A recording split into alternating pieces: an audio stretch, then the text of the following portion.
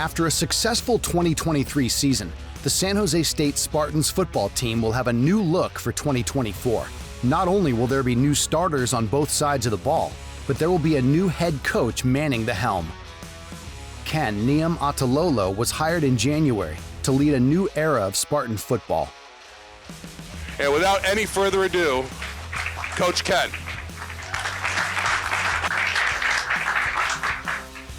Well, I used to say this on the East Coast, but I'll definitely say on the West Coast because I'm a little bit closer to home. But I'll start off by saying aloha. The Hawaii native spent 15 years at the Naval Academy and is the winningest head coach in school history. What stood out about Coach Ken Niumatalolo's resume was that he had quite a bit of success at the Naval Academy, unprecedented number of wins and bowls, bowl appearances, three-time American Coach of the Year, won other national accolades in terms of his coaching acumen as well as him being a humanitarian. It basically was a great culture fit from our first conversations with Coach Ken. It's a great opportunity. There's a great tradition here.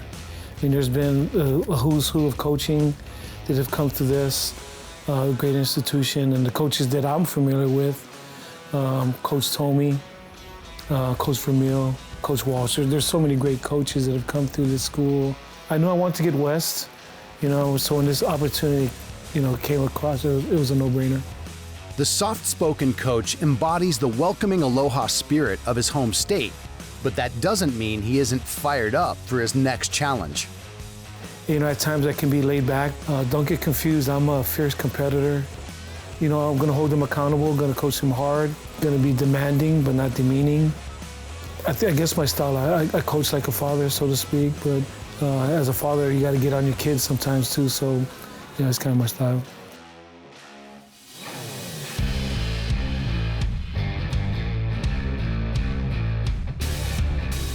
Coach Niumatalolo believes in a rigorous training regimen that he implemented at the Naval Academy and has brought along to SJSU. He brought in a new strength coach, and the first day yesterday was brutal for a lot of the guys. Definitely whipped us into shape, but we fought, and it was pretty cool to see how the team responded to that. The game is a pretty simple game. It always starts in the trenches. I mean, you look at the dominant teams, they always start in the trenches, so it's important for us to continue to build from a recruiting base to recruit the way we practice and the physicality in our culture and how we do things.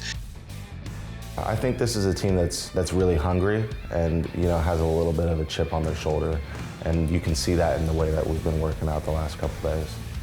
While Coach Niumatalolo preaches hard work, he stresses that everyone must pull their weight for a successful run at the Mountain West Championship or even a college football championship playoff berth. Well, I've always felt like football is the ultimate team sport. Everybody has their individual jobs, and all of them are important to be successful, and it's very equivalent to a family. With the rapidly changing landscape of college football, time was of the essence when it came to hiring a new coach. Once SJSU leadership knew that Coach Niumatalolo was their man, they didn't waste time bringing him on board. I think when we started going through the process, we wanted to take the program to the next level. It's in a good place right now, but how can you take it a step further? And that was one of the things that Coach Ken really talked about, right? His success in the bowl games. And he said it openly at Media Day, right? He said his goal isn't to win the Mountain West Conference. His goal is to get in the college football playoff. It's now up to Coach Niumatalolo to put his stamp on the program and lead it into a new era of excellence. My goals for this program for the next 5 years to be playing for the conference championship every year. I'm really excited about the 12-team playoff. I feel like if we can get our foot in the door and establish our brand and who we are, that hopefully we'll be a perennial winner. If things do evolve, that we'll be a part of the big dance, so to speak, if the landscape continues to change.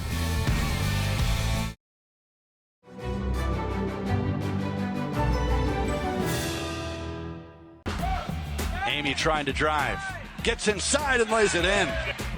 Amey around a screen, the floater is good. Amey, another triple, he got it! He's a walking bucket. This guy can score baskets. Amey, left-hand shot is good. MJ is a very energetic guy on the court, and he has the ability to just get super hot. Amey tries another three. He can't miss. My name is Myron Amey Jr., better known as MJ, and this is my junior year at San Jose State. I started playing basketball around 6, 7 years old. It was just something about basketball. I just had a crazy love for it. In our driveway, we had a hoop, and all my, big brothers and our neighbors would all come and just, come play on that court. And everybody was about like 4 or 5 years older than me. And in order for me to be on that court, I just had to either put up or shut up. And I guess that's what drew me close to it and made me fall in love with it, because I fell in love with the work. It was a way of life for me. He got cut from a football team when he was 5 or 6 years old because he was underweight.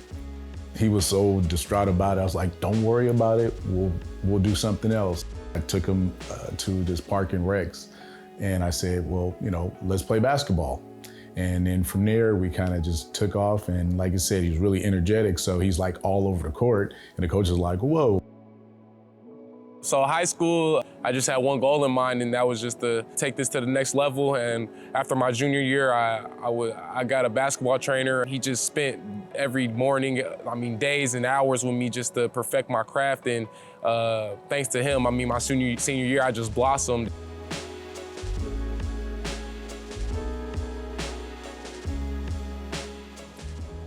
That senior year was something special to me because it gave me confidence that, maybe I could take this to the next level. I just didn't kind of know where to go because I wasn't getting any offers or nothing. It was just like I put all this work in for no reason. With this COVID, basically right after his high school season, everything shut down.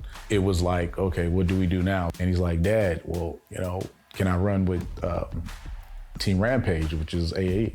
So there was one more tournament that I could play before I couldn't play any more AAU.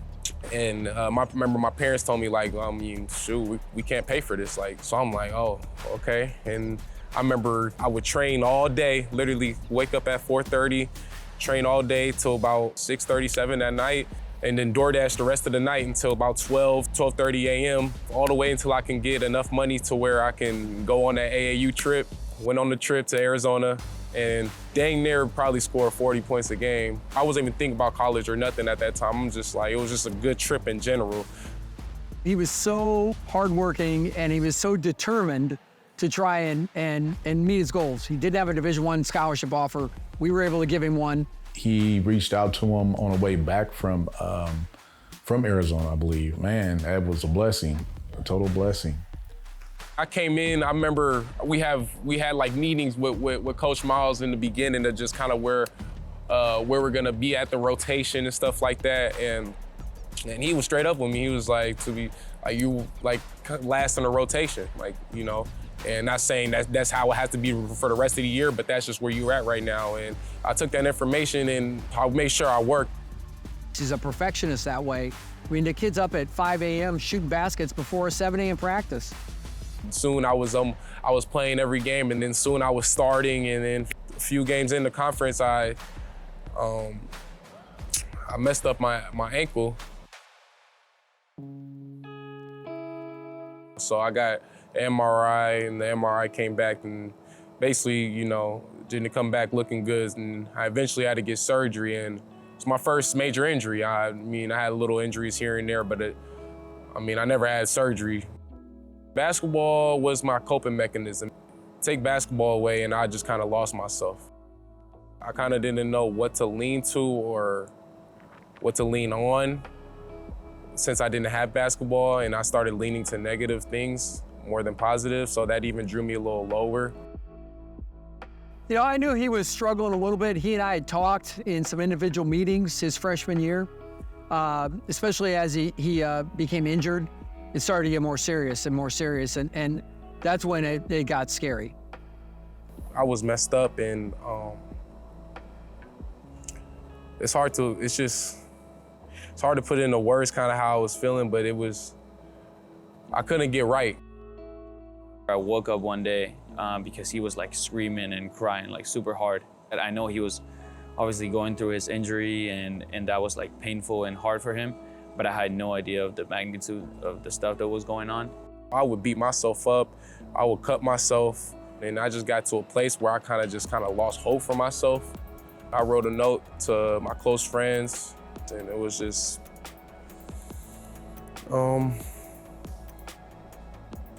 it was hard. It was hard. That week, his little brother Ryan came to town, and basically on that note, he was just saying like this was gonna be his last week, and he just wanted to give his little brother just one good week of being around him. So he didn't want to ruin that moment for him. He just wanted Ryan to have a good last week, and then he was ready to end his life. I decided to call his parents. They had no idea what was going on. He had zero idea. All of a sudden it was just bam. It's like, MJ? Headed down there, talked to him, talked to a couple of other people, and decided, okay, let's take him into this institution to get him, get him some help.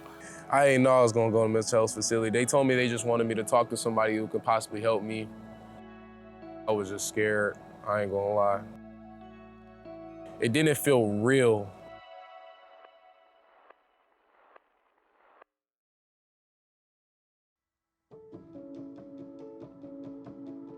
They gave me a journal, and I remember just kind of writing down everything. I read everything that was on my mind, and I just kind of remember laying in bed and just looking at the ceiling and just kind of like, just where do I go from here? I was always into music. Music is me.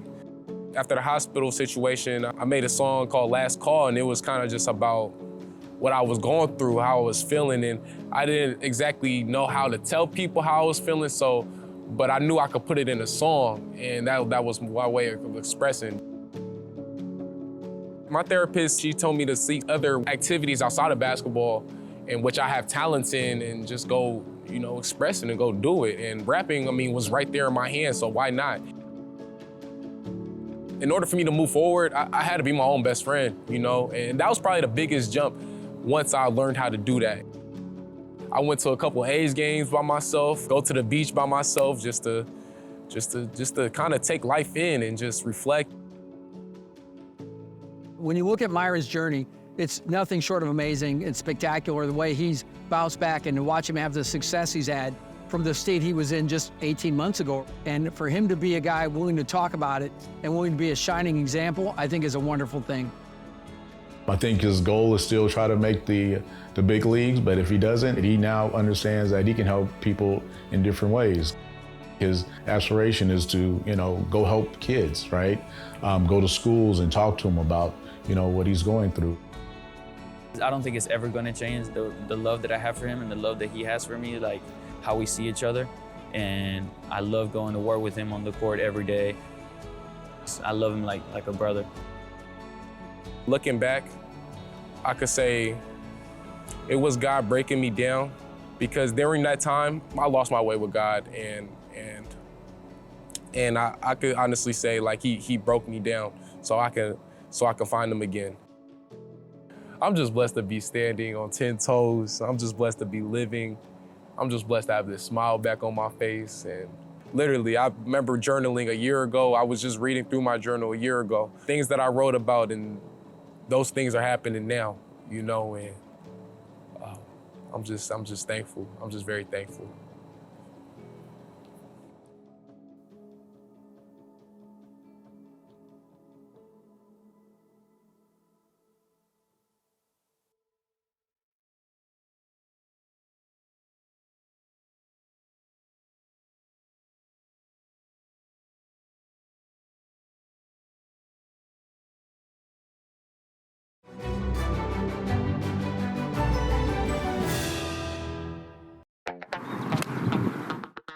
Natasha Andrea Oon is no stranger to comebacks.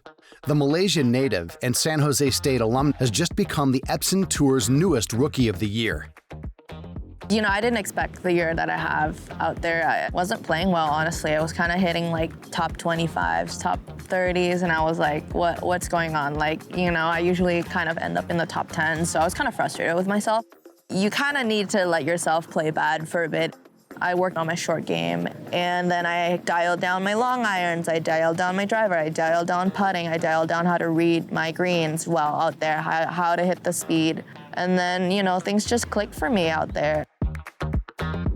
After a rocky start to her first pro season, Natasha surprised even herself, carding 7 top 10 finishes and a win at the Murphy USA Eldorado Shootout, her first professional victory on the Epson Tour. It was hard, but it was really enjoyable. When you're done with the week and you look back and you're like, I'm really proud of myself for going through that.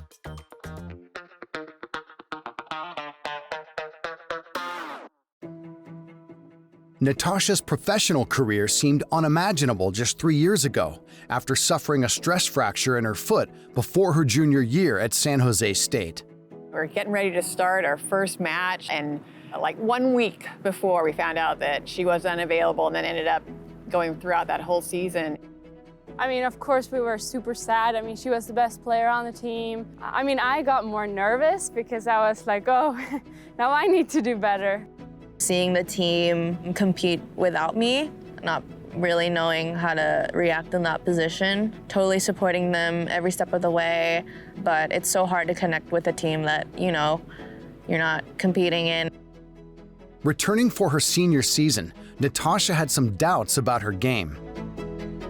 It was just like, okay, let's see how this goes. You might not get back to where you were by the end of this year, and you're gonna have time to, but you just don't know how long it was gonna take. She's somebody who really thrived on practicing really hard. And so when she didn't have the chance to do that, I think mentally it was really, really challenging for her to not have that. Natasha's mentality shifted, focusing on the team over individual success. So we started off the season on the beach, just everyone on the team together, sitting, talking about what we wanted to achieve. It felt like a big old family. I think that put her in a really good place, that she didn't focus on her individual play as much, and she really excelled in that environment.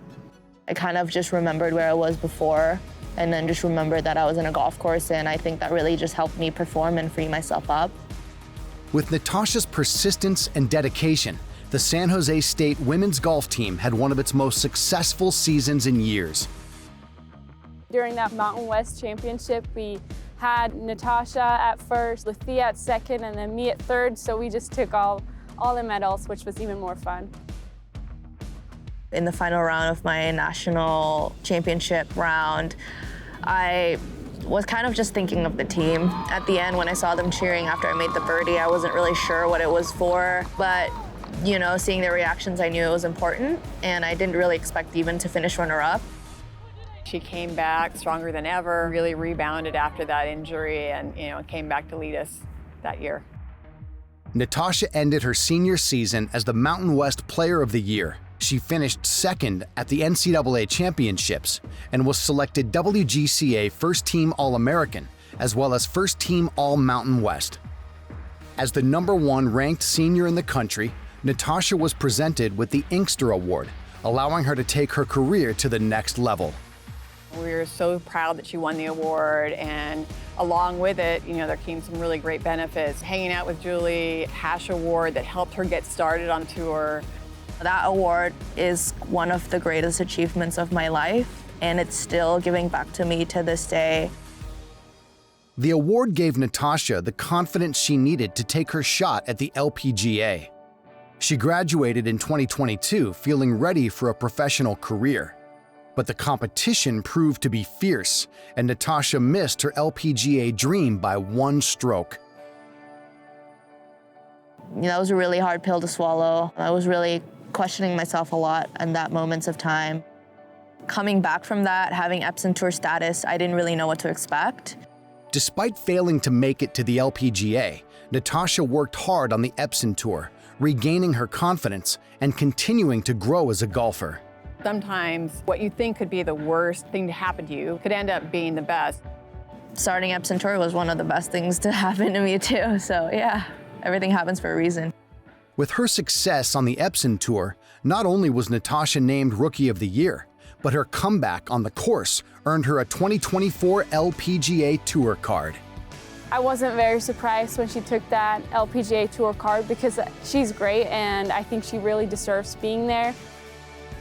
I'm just really excited to grind out there, to see how my scores are gonna fare and to learn a lot from these women and learn a lot from this tour. I'm just gonna really relish in the moment and relish in the experience this year. As she looks ahead to 2024, Natasha recognizes the opportunity and doesn't take it for granted, feeling comforted knowing that her San Jose State team has her back. She knows what she's capable of, and just transferring that onto the LPGA Tour courses should give her a lot of confidence and enjoy the people that you meet and the places that you go.